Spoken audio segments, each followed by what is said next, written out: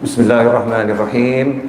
Alhamdulillahirabbil alamin. Allahumma shalli wa sallim ala sayidina Muhammadin miftahi babi rahmatillah adada ma fi ilmillah salatan wa salaman daimain bidawami mulkillah wa ala alihi wa sahbihi.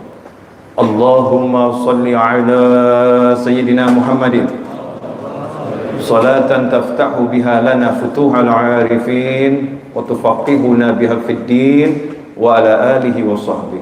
Assalamualaikum warahmatullahi wabarakatuh. Sahabatku kaum muslimin dan muslimat di Masjid Raya Bintaro Jaya dan dimanapun berada, alhamdulillah malam hari ini Allah beri kita kesempatan, Allah beri kita kekuatan untuk duduk bersama di rumahnya Allah Ta'ala. Ini adalah anugerah yang kita seringkali tidak menyadari sebagai anugerah. Tidaklah masuk ke dalam rumahnya Allah dengan niatan yang baik kecuali orang-orang yang dijamin keluar darinya sudah terampuni dosa-dosanya. Amin. Karena tamunya Allah. Ya, tamunya Allah itu paling sedikit itu hadiahnya diampuni sama Allah. Nah, itu paling sedikit. Belum lagi bonus-bonus yang lain. Masih banyak bonus. Pada malam hari ini insya Allah kita akan bersama-sama belajar. Dan sebelum belajar, mari kita bacakan surat Al-Fatihah untuk seluruh pejuang yang gugur di dalam memerdekakan bangsa yang kita cinta ini, minal muslimin wal muslimat. Semoga beliau-beliau oleh Allah Ta'ala dikumpulkan dalam kelompok para syuhada dan para solehin, para anbiya wal mursalin, dijadikan kuburnya sebagai taman-taman surga, ditinggikan derajatnya di sisi Allah Ta'ala, dan semoga kita mendapatkan barokah dari keberkahan yang Allah berikan kepada beliau-beliau. Allah berikan kepada kita nikmat yang Allah berikan kepada beliau-beliau, dan mudah-mudahan kita semua bisa menjadi generasi penerus yang meneruskan pengorbanan beliau dengan amal soleh di negeri ini, dan menjadikan negeri ini negeri yang semakin barokah, negeri yang semakin makmur, negeri yang semakin sentosa, dan mudah-mudahan kita semua setelah usia panjang dalam segala kebaikan kenikmatan kelak wafat dengan husnul khatimah. Ala hadiniyah al-Fatihah.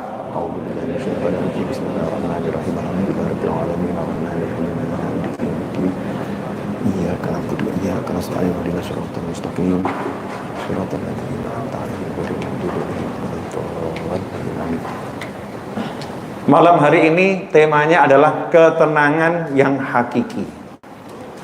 Ketenangan yang hakiki. Banyak orang tenang tapi risau. Ya, banyak orang dia tenang tapi sebetulnya tenangnya enggak tenang. Tenangnya dalam kerisauan. Banyak orang yang bergerak, beraktivitas, bekerja, bermasyarakat, tapi hatinya enggak tenang. Dan tidak sedikit orang yang masuk sholat berjamaah, selesai sholat, keluar dari masjid, galonya nambah. Waktu di masjid, alhamdulillah, kena hawanya masjid, hawanya jamaah, galonya pergi. Begitu keluar dari masjid, galonya nambah. Karena setan-setan gak akan membiarkan muslimin muslimat mendapatkan sakinah, mendapatkan itmi'nan, mendapatkan ketenangan jiwa, kenyamanan jiwa.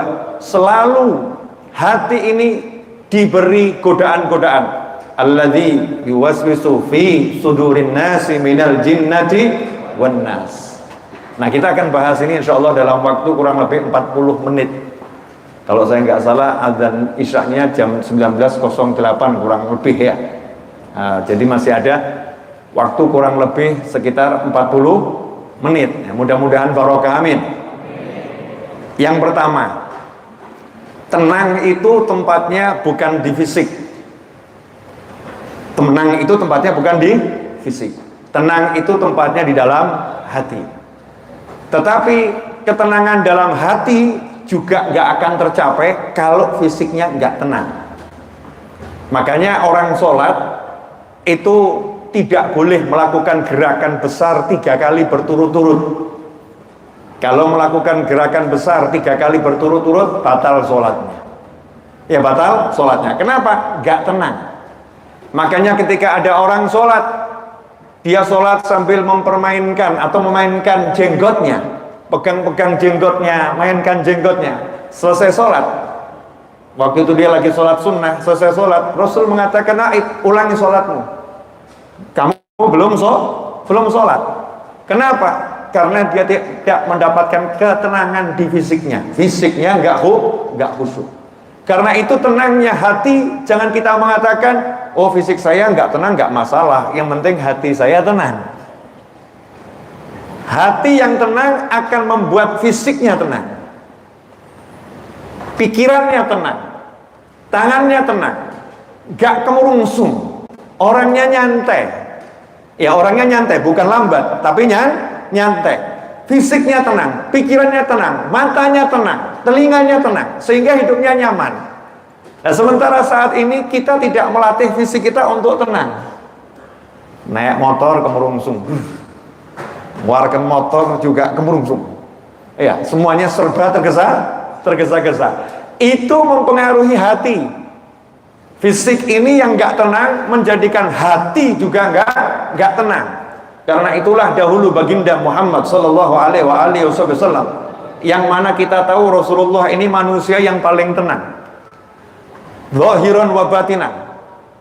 Para sahabat manusia-manusia yang tenang, zahiran wa batinan.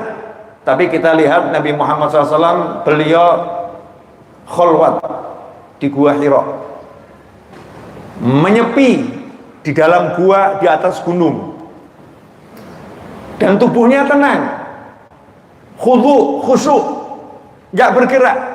Untuk apa itu? Mencontohkan, kalau kamu pengen dapat hati yang tenang, jadikan fisikmu tenang. Makanya kalau kita lihat masuk masjid zaman sekarang ini, lihat diri kita, maka kita tidak mencerminkan orang-orang yang sholat yang mendapatkan ketenangan. Kenapa? Karena dalam sholatnya, Masya Allah, tubuh kita full gerakan, saudara-saudara. Sebentar kita garuk-garuk, ya, sebentar kita usap-usap, sebentar badan kita bergerak begini, penuh gerakan. Sementara orang-orang soleh terdahulu dalam sholatnya dikatakan seperti tiang bangunan. Sehingga kalau dilihat, sampai tetangganya mengatakan, anak tetangga, ayah, itu tiang yang di situ kok nggak ada lagi di mana gitu. Maka ayahnya ngomong, nah itu bukan tiang, itu tetangga kita lagi sholat. Yang kamu lihat itu kita lagi sholat tiap malam, sholat malam. Itu yang kamu kira tiang tuh. Saking tidak bergeraknya. Sahabat-sahabat Nabi Muhammad SAW ketika majelis ilmu, majelis zikir, duduk bersama Nabi Muhammad SAW. Apa gambarnya? Ketenangan. Kalau sekarang ini di dalam masjid seringkali kita lupa, handphone kita pun gak tenang. Tengah-tengah sholat muncul suara lagu yang aneh-aneh. Ya kita lupa. Gak dapatkan ketenangan. Di zaman Nabi Muhammad SAW gak ada sahabat yang di majelis berbicara satu dengan yang lain. Disifatkan ka'anna ala ru'usimut thair, seakan-akan di atas kepala para sahabat bertengger seekor burung. Saking tenangnya fisiknya, sehingga burung bisa bertengger di atas kepala sahabat. Coba kalau sekarang ini burung masuk ke majelis, insya Allah itu kita akan bergerak-gerak. Jangankan burung, baru lalat satu pun membuat kita heboh, saudara-saudara. Enggak tenang fisiknya. Nah, sahabat tenang fisiknya. Ketenangan fisik ini karena apa? Hatinya tenang. Hatinya tenang. Saya mau ambil contoh ya. Mohon maaf dengan segala hormat. Kalau kita ada janji sama orang, kemudian kita sholat.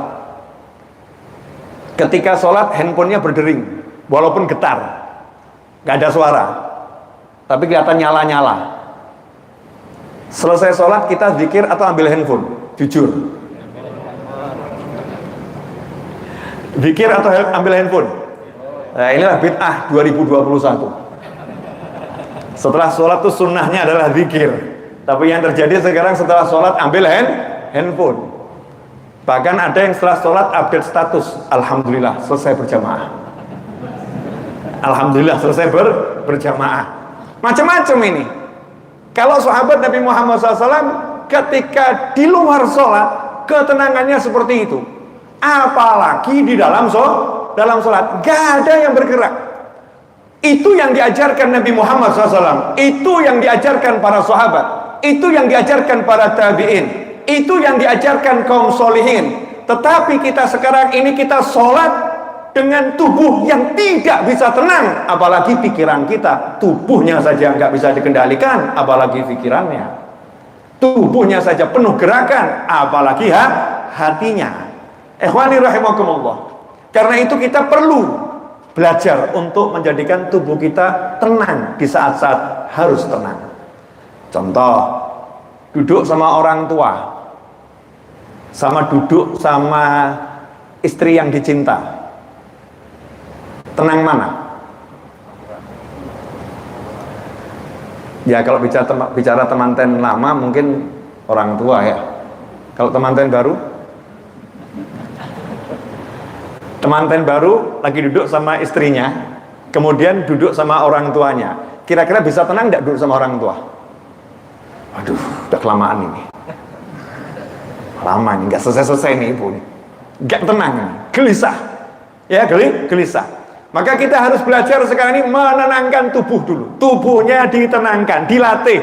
Habis sholat nggak bergerak, duduk. Orang-orang itu sampai ulama ya belajar. Orang kalau habis sholat maghrib disuruh baca Allahumma ajirni minan nar, Allahumma ajirni minan nar 7 kali. Itu didapatkan dengan syarat tidak berubah posisi duduknya kecuali imam. Ya, tidak berubah posisi duduknya. Duduknya tetap dalam posisi at-tahiyat akhir. Selesai salam tetap seperti itu. Allahumma ajirni minan nar, Allahumma ajirni minan nar, Allahumma ajirni minan nar 7 kali. Mau sabar nggak bergerak posisi duduknya, dapat jaminan nggak akan disentuh api neraka. Tapi nggak berubah loh ya. Nah kalau udah usar. Ya insya Allah dapat fadilah. Cuman jaminannya ini ulama mengomentari posisi duduknya juga sama, tidak berubah. Orang yang akan diampuni dosanya zikir habis subuh sampai matahari terbit, dibahas sama ulama itu tidak pindah dari posisi duduknya. Sabar. Ini pendapat yang terkuat, meskipun ada yang kemudian memberikan pendapat yang lain ya. Tapi ketenangan tubuh, ketenangan fisik ini sekarang diabaikan. Lah karena diabaikan, Masya Allah, dalam sholat diabaikan, selesai sholat diabaikan, di majlis diabaikan, maka hukumannya dalam kehidupan kita tidak mendapatkan ketenangan. Dalam kehidupan kita nggak mendapatkan ketenangan. Kenapa? Karena di saat-saat harus tenang bersama Tuhanmu, engkau memikirkan selain Tuhanmu. Maka ketika engkau bersama selain Tuhanmu, hidupmu nggak akan dibuat tenang oleh Tuhanmu. Simple. Ini mudah atau susah? Kok pada tenang semua, kenapa ini? Ini tenang di saatnya nggak harus tenang, disuruh jawab diam semua, ini repot ini ya. Jadi kalau kita tenang, berusaha betul-betul jaga, ini waktunya saya sholat, habis sholat saya zikir, saya doa, tenangkan fisiknya, usahakan nggak bergerak. Sampai kalau mau bergerak itu malu sama Allah Ta'ala, walaupun nggak batalin sholat. Contoh nih, tangan satu jari gatal ada di pipi, kemudian posisi seperti ini, garuk-garuk begini, sholatnya batal nggak? Enggak, mau 1000 kali nggak batal. Kalau begini, nah itu batal, gerakan besar. Tapi kalau satu jari nggak batal. Tapi kalau sahabat Nabi pipinya gatal, nggak akan digaruk, dia akan berjuang, biarin pipi gatal. Orang itu di hadapan calon mertua bisa tenang, di hadapan pimpinan suatu negara bisa tenang, di hadapan Allah Ta'ala kok nggak bisa tenang fisiknya. Kenapa? Kalau ditarik garis atau benang merah, kelihatan hatinya kurang ta'zim kepada Allah Subhanahu wa Ta'ala. Ini prolog ya, saya belum ceramah. Belum. Ya, kalau ceramahnya begini kan kurang seru. Apa topik yang mau diomongkan? Ya, ketenangan yang hakiki diawali dengan ketenangan tubuhmu di hadapan Tuhanmu. Tenang betul ketika sholat, ketika baca Al-Quran, ketika zikir, tubuhnya itu tenang. Sampai pada satu posisi zikir. Kita kenal zikirnya para sahabat radhiyallahu anhum ajmain, diceritakan oleh Khalifah Ali bin Abi Thalib karramallahu wajhah. Sahabat itu manusia yang paling tenang tubuhnya ketika sholat, ketika zikir. Tapi kalau zikir kan nggak ada aturan harus diam tubuhnya. Maka ketika sahabat berzikir mendapatkan kenikmatan yang luar biasa, maka kenikmatan itu menjalar ke sekujur tubuhnya. Beliau pun bergoyang, tapi goyangnya goyang orang tenang. Tahu goyang orang tenang?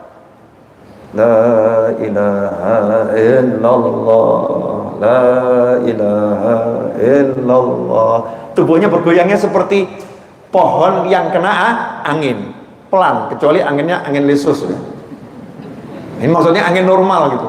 Goyangnya apa? Pelan. Itu namanya goyang yang diizinkan. Karena memang merasakan nikmat yang luar biasa. Nah, ikhwani rahimakumullah. Kalau kita sudah berjuang melatih diri fisiknya tenang, nanti tiba-tiba hati ini nggak usah diapa-apain, mudah tenang. Nggak kemurungsung. Hatinya nyantai. Makanya kita ini aneh kalau lihat orang-orang di luar Islam, senam yoga, ya, atau ada orang-orang di luar Islam yang kemudian dia bersila, tubuhnya bisa tenang. Kita heran, kok bisa begitu ya? Padahal aturan pertama sholat itu tubuh harus tenang. Berarti kita nggak ngelatih. Berarti kita nggak perhatian nih sama aturan sholat. Berarti kita anggap sholat yang penting berdiri. Udah qiyam berdiri, mau berdirinya tubuhnya sampai begini-begini nggak masalah, nggak batal sholatmu. Saya nggak bicara batal atau nggak batal, tapi bagaimana sholat kita bermakna untuk kita di hadapan Allah Subhanahu wa Ta'ala. Ternyata di situ tenang. Orang ruku, tumak ninah ketika ruku itu harus sekujur tubuh tenang. Allahu Akbar, ruku. Sekujur tubuh harus tenang, sekedar bacaan subhanallah. Jadi kalau ruku begini, masih ada tangannya yang gerak-gerak, ya, kepalanya masih gerak-gerak, ini belum tumak ninah itu. Tumak ninah sekujur tubuh tenang, walaupun cuma sesaat, subhanallah, baru dia dapatkan itu ruku. Kalau enggak, belum dapatkan ruku. Kalau kita pelajari syariat Islam, ternyata ketenangan fisik itu sangat ditekankan. Nah, itu udah usah kita bahas. Saya cuma mau ngasih tahu bahwasanya syariat Islam itu betul-betul luar biasa, detil. Makanya kalau nanti dikaitkan dengan kemajuan zaman sekarang ini, kita nggak kaget lagi. Oh, di Islam udah diajarkan itu. Oh, semua udah diajarkan oleh Allah. Oh, udah diajarkan oleh Nabi Muhammad SAW. Nggak jadi orang yang gumunan, kata orang Jawa. Tidak gumunan. Jangan gumunan. Kenapa? Di Al-Quran semua udah ada, di hadis Nabi semua udah ada, di ajaran ulama semua sudah ada. Ikhwani rahimakumullah. Itu ketenangan yang paling kecil. Nah, terus ketenangan yang besar yang mana? Ini yang sekarang banyak orang kehilangan. Ayo, yang kecil aja nggak dapat, apalagi yang besar. Maaf, saya mau nanya, tolong dijawab sejujur-jujurnya. Boleh ya? Kalau kamu punya uang di suatu tempat penyimpanan, entah di bawah kasur, entah di dalam pohon, entah itu di suatu instansi keuangan, dimanapun kamu punya uang, jumlah uangmu 100 miliar. Allahumma amin.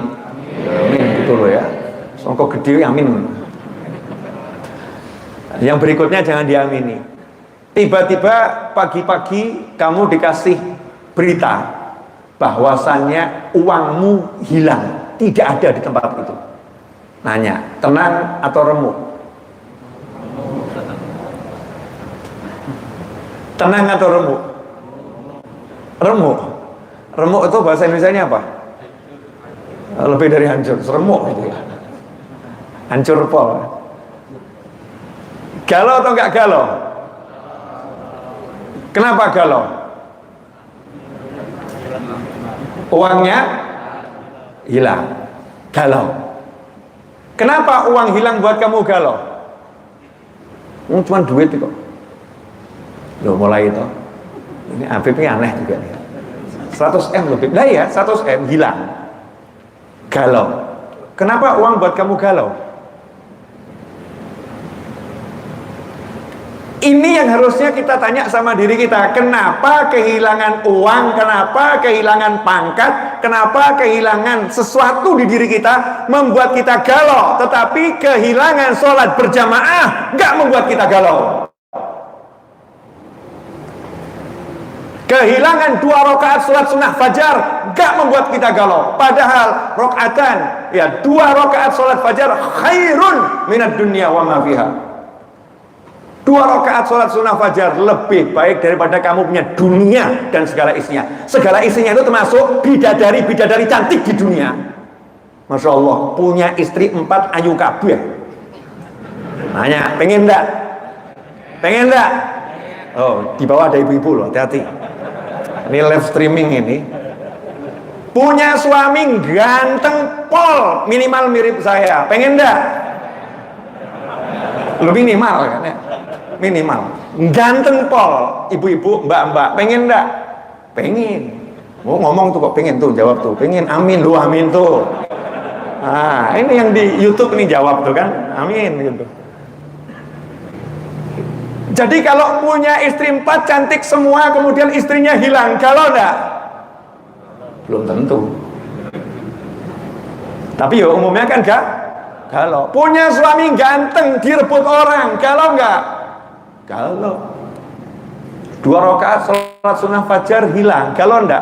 Biasa saja, cuman sunnah.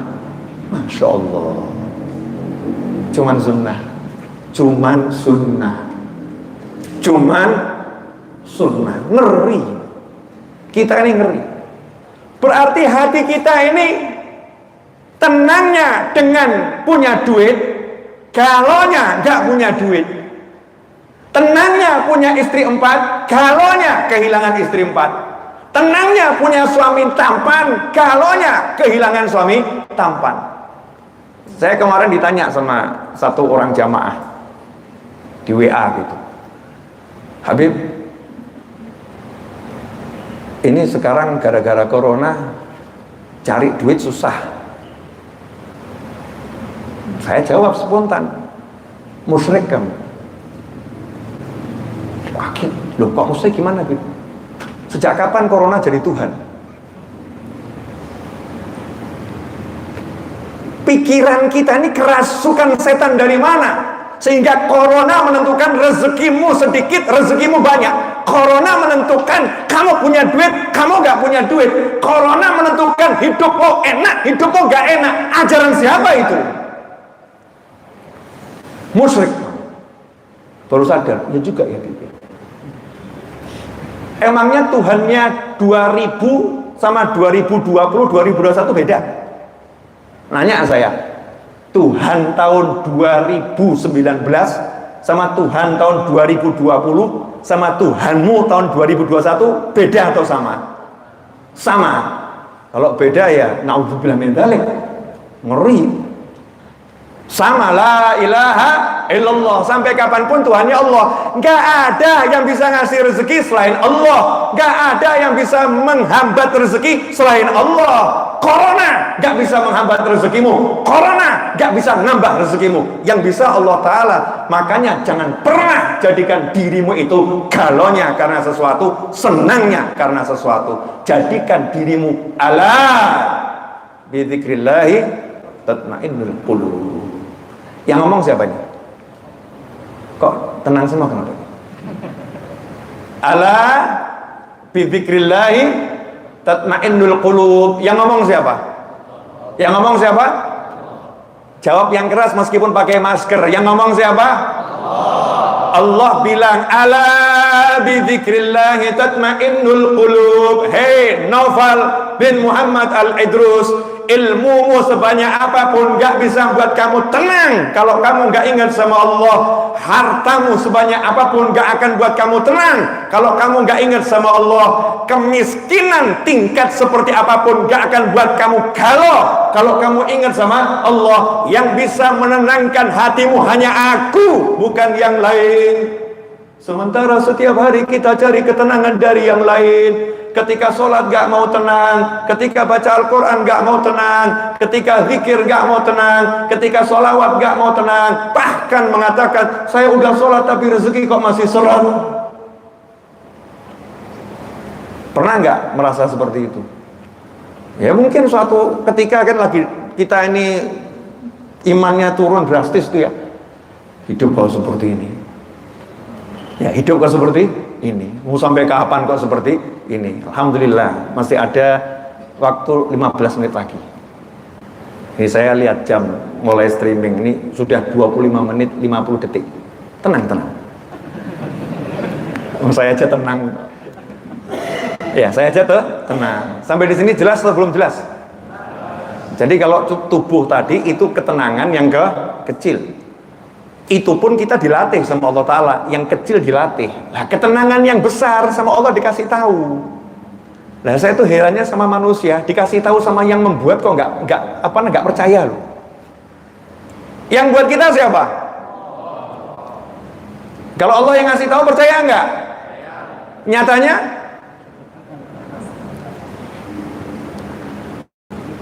cuman dengan ingat Allah, kamu akan tenang. Kamu sebut Allah, ingatkan hatimu.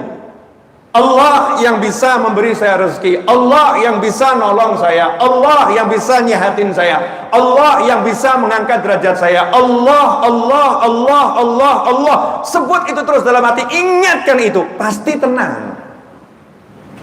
Tapi kalau yang dibuat sandaran itu bukan Allah, kul huwallahu Allahus samad, Allah udah bilang katakan Allah yang maha esa, hanya Allah yang ada. Allahus samad, Allah tempatnya bersandar, bergantung hanya Allah. Lah kita kok cari sandaran gantungan selain Allah, ya udah remuk pasti hancur.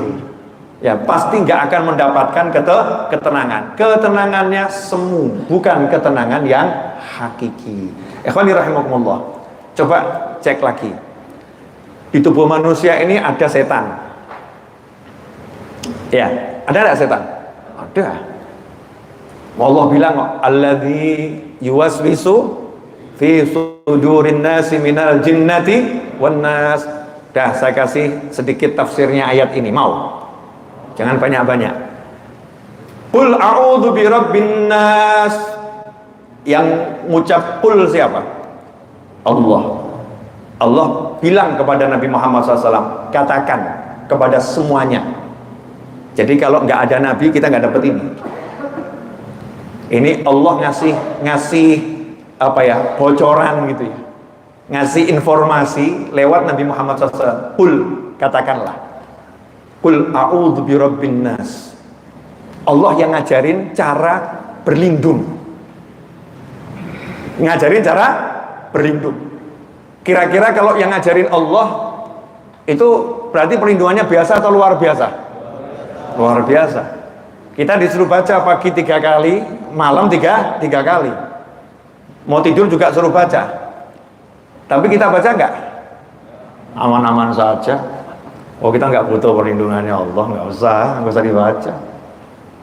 Setan kayak manusia nggak nakutin, jadi nggak usah. Allahnya ngajarin, qul a'udzu birabbin nas, malikin nas, ilahin nas. Nggak cuma satu loh, beda dengan qul a'udzu birabbil falaq min syarri ma khalaq. Surat Al-Falaq itu cuma satu, qul a'udzu birabbil falaq. Katakanlah aku berlindung ya dengan Tuhannya yang mengurusi waktu datangnya kegelapan. Masya Allah, satu tok. Yang dipakai nama Allah satu. Tapi kok An-Nas 3 ya? Qul a'udzu birabbin nas, malikin nas, ilahin nas. Yang pertama sebagai rububiyah yang maha ngurusi manusia. Malikin nas, ya maharajanya manusia. Baru ilahin nas. Untuk apa? Nah ini bedanya. Kalau Al-Falaq itu urusannya sama jasmani. Jasmani itu penting untuk kita berlindung, tapi cukup satu saja nama Allah yang dipakai, jasmani, dari sihir. Ini jasmani, fisik. Tapi kalau An-Nas ini perlindungan bukan fisik, perlindungan hati. Karena perlindungan hati, bagian yang paling penting dari manusia adalah hati. rohani paling penting, maka perlindungannya nggak cukup 1 sampai 3 nama Allah dipakai. Qul a'udzu birabbin nas, malikin nas, ilahin nas, min syarril waswasil khannas. Dari keburukan al-waswas al-khannas. Siapa al-waswas al-khannas? Setan. Dari keburukan setan yang sifatnya itu suka membisik-bisikin. Nanti kalau disebut nama Allah, dia lari pergi. Orangnya zikir, dia pergi. Orang yang nggak zikir, dia kembali. Ini al-khannas. Alladzi yuwaswisu fi sudurin nas. Al-khannas ini kerjanya bisik-bisikin di sudurin nas. Bukan di hati manusia ya. Nggak ada terjemahannya di hati manusia. Di mana? Sudurin nas, dada manusia. Nah, kenapa dikatakan di dada manusia? Ini detailnya Al-Quran. Kenapa yang namanya setan pembisik ini bisikinnya di dada bukan di hati? Karena hati tempat suci, hati tempat sakral, hati dilindungi oleh Allah Subhanahu wa ta'ala. Setan nggak diizinkan masuk ke dalam hati. Setan cuman boleh nyampe ke pelataran hati, sodor, halamannya hati. Kayak kalau kita belajar tafsir nanti jadi enak paham. Alladzi yuwaswisu fi sudurin nas, di pelataran hati. Setannya datang ke situ, di pelataran hati. Ibarat hati itu rumah, setannya di halaman. Setannya di halaman tapi bisikin, di luar ada makanan enak loh, yuk keluar, dibisikin. Nah, kalau hati ini mendengarkan, maka setannya akan ngajak temennya yang lain. Bayangkan kalau kita mendengarkan bisikan setan terus, halaman hati kita penuh dengan setan. Akhirnya, walaupun nggak masuk, sama dengan masuk. Alladzi yuwaswisu fi sudurin nas minal jinnati wan nas. Ada setannya dari golongan jin, ada setannya dari golongan manusia. Itu tafsir yang pertama. Tafsir yang kedua, setan yang bisikin jin dan setannya juga bisikin manusia. Jin yang beriman dan manusia yang beriman sama-sama dibisiki oleh setan. Dua tafsir. Nah, para ulama mengatakan kalau ngadepin setan yang setan jin tadi nggak usah keder. Kenapa? Cukup kamu ucap Allah, hilang tuh setannya. Tapi kalau setannya itu manusia, kamu hatamkan Al-Quran di hadapannya, nggak akan hilang dia. Setan manusia ini nggak ngeri, makanya kita suruh sering baca surat An-Nas ini, biar kita diselamatkan dari bisikan-bisikan tersebut. Nah ini yang buat gak tenang. Yang gak buat tenang ini karena hati dibiarkan dibisikin macam-macam. Termasuk untuk kita, bisikan setan yang paling mujarab adalah besok kamu mau makan apa, kalau dipecat nanti gimana kamu ngasih makan anak dan istrimu, kalau kamu nggak punya pekerjaan nanti kamu hidupnya bagaimana, kamu nanti khauful faqr, takut nggak punya. Itulah bisikan paling mujarab yang digunakan oleh syaitan.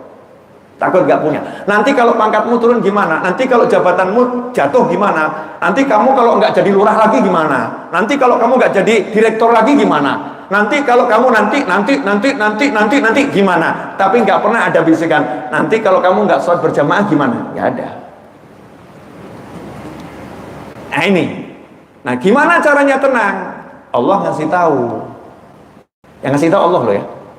Ala bidzikrillahi tatmainnul qulub. Ketahuilah, hanya dengan ingat sama Allah kamu tenang. Hatimu tenang. Makanya nanti ketika seseorang itu meninggal dunia, yang boleh pergi ke surga siapa yang dipanggil sama Allah? Ya ayyatuhan nafsul mutmainnah. Hei jiwa yang tenang, jiwa yang bergejolak mampir dulu. Naudzubillah min dzalik. Jiwa yang tenang.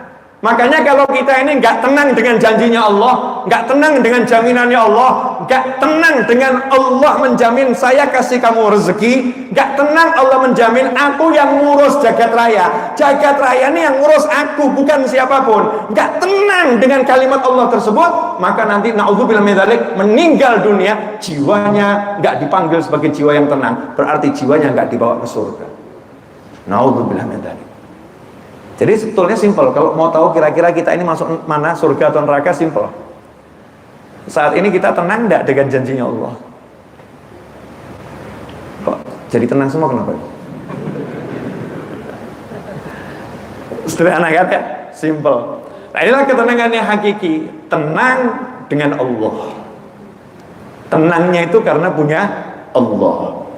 Pertanyaan terakhir saya sebelum saya akhiri, 8 menit lagi selesai. Tenang. Jangan nggak tenang.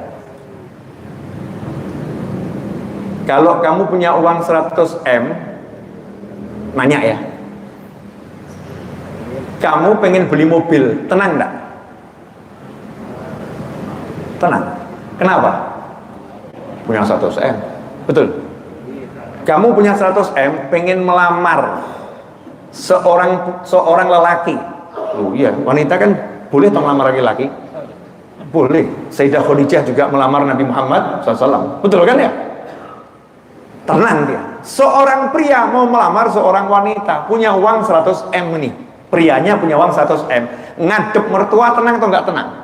Tenang. Cukup bawa kertas aja, tulisannya di situ 50 M. Masya Allah, diterima sama mertuanya. Tenang ya. Pertanyaan saya, kalau kamu punya Allah, hidupmu tenang nggak? Kamu nggak punya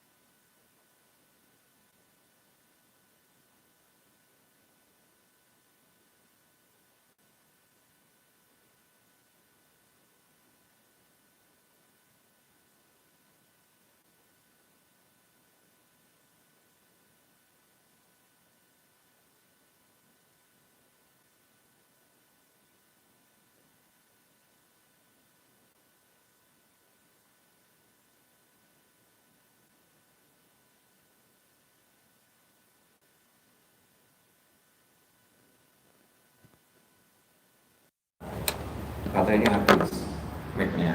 Oke, padahal saya nggak lihat. Tiba-tiba kok di situ ada teriak-teriak, suaranya tuh ya diingatkan sama Allah. Belajar tenang, ya belajar tenang.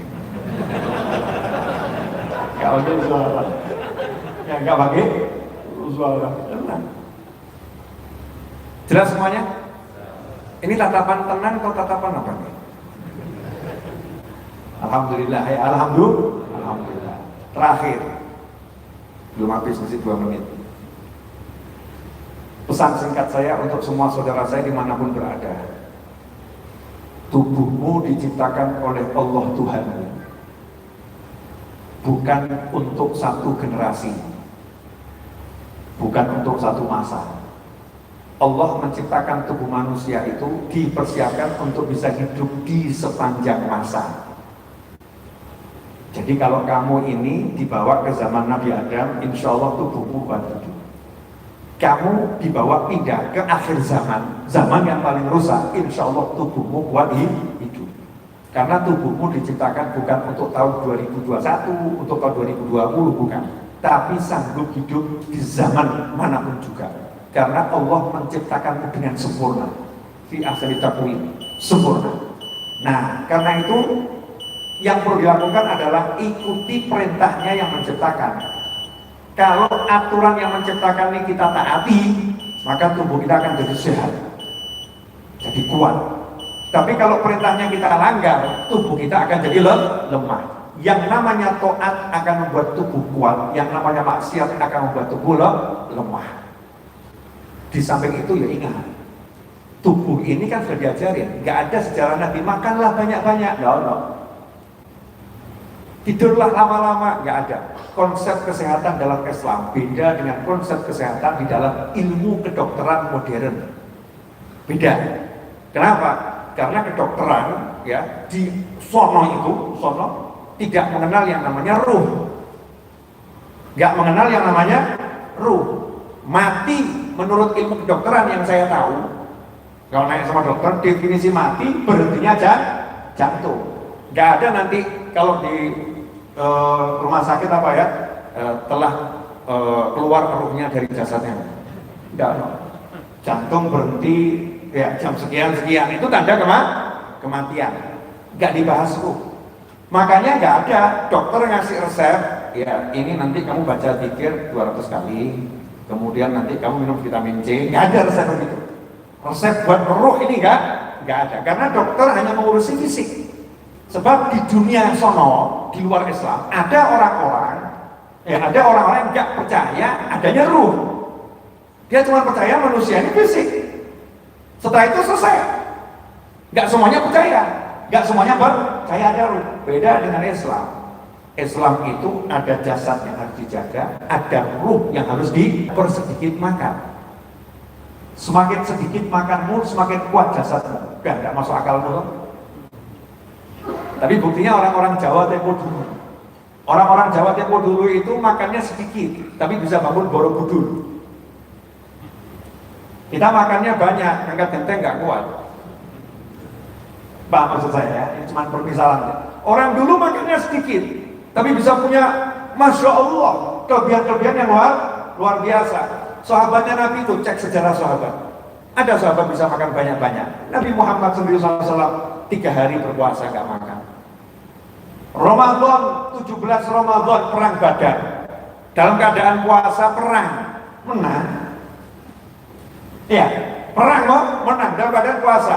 Sedikit makannya sedikit. Makanya dikatakan sahabat sehat-sehat, Nabi sehat. Kenapa? Karena makannya sedikit. Nah, sementara kita banyak yang sakit. Kenapa? Sedikit-sedikit makan. Sedikit-sedikit makan. Jadi kambing pun lihat kita heran. Heran kan? Karena kambing itu hanya makan ketika lapar. Begitu kenyang kamu kasih rumput, nolak dia. Betul nggak? Nolak, nggak mau. Tapi kita kenyang, habis makan sate, dikasih durian, sikat. Kapan lagi kan gitu ya? Jadi kambing lihat kita heran, ini manusia ini masya Allah luar biasa. Nah ini, mari kita kembalikan ke aturan yang diajarkan oleh Allah Ta'ala. Makan, minum, tapi jangan berlebihan. Halalan thayyiban. Gak cuma halal, halal itu buat ruhmu, thayyib itu buat fisikmu. Ini kalau dikombinasikan maka jadi sesuatu manusia yang luar biasa, bisa menembus 7 lapis langit, tubuhnya nggak terbakar. Itulah baginda Muhammad Sallallahu Alaihi Wasallam. Dan sekian banyak sahabat yang punya berbagai macam keistimewaan, bisa mendengar suara makanan dimakan itu tasbihnya bisa dengar para sahabat. Batang kurma menangis selalu bisa dengar. Kenapa telinganya ini jadi hebat? Selain telinganya sehat, telinganya ruhnya juga sehat. Akhirnya telinganya dari telinga yang luar biasa. Lah kita, ruh kita capek, fisik kita kesel. Ya udah, assalamualaikum. Apalagi buka berita di WA, telah meninggal dunia, lagi sakit, telah stres, kiraku kapan? Ya, kena sakit dikit langsung, wah bentar lagi mati aku. Ngurung diri di kamar. Mending kalau ngurung diri di masjid gitu ya. Ngurung dirinya di kamar, pikirannya gak karuan, sehingga gak sehat fisik, gak sehat hati.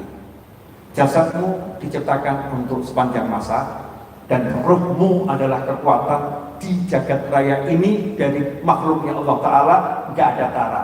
Ruhmu kekuatannya luar biasa. Itu Allah anugerahkan kepadamu fisik yang kuat dan ruh yang luar biasa. Kalau kita jaga dengan benar, kita menjadi manusia yang luar biasa. Orang-orang di sono gak kenal yang namanya waliullah, akhirnya mereka buat yang namanya Superman, Batman, Doraemon dan kawan-kawan. Paham? Karena mereka gak punya waliullah. Tapi kalau di dalam Islam kita lihat karomahnya para wali. Ashabul Kahfi tidur 309 tahun. Belum lagi nanti para sahabat radhiyallahu anhum yang keramatnya luar biasa. Semua itu bisa dicontoh, ya bisa dicontoh dengan apa? Mencontoh cara hidupnya. Mudah-mudahan kita awali dulu dengan belajar tenang fikir, tenang fisik. Insya Allah kita akan dapat nikmat yang tiada tara di dunia sebelum di akhirat nanti. Jazakumullah khairan wal afu minkum. Mudah-mudahan berkah dan manfaat. Kurang lebihnya mohon maaf. Jangan lupa ya, 17 Agustus ini kita dapatkan karena pahlawan-pahlawan ya. Jangan cuma kita 17 Agustus lupa sama leluhur. Doakan tuh kalau habis sholat minimal hari ini, tadi udah kita mulai ya, kirim Fatihah kepada beliau-beliau yang sudah berjuang untuk tanah air yang jasanya tak terkira, sehingga kita bisa hidup enak di mana-mana pada perang di Indonesia. Alhamdulillah kita bisa ketawa, bisa makan enak ya. Walaupun kondisinya seperti apapun, negara ini adem, ayem, aman, tentrem. Ini harganya luar biasa, harus disyukuri. Insya Allah akan menjadi semakin makmur, semakin tenang, semakin adem, semakin ayam. Amin. Wassalamualaikum warahmatullahi wabarakatuh.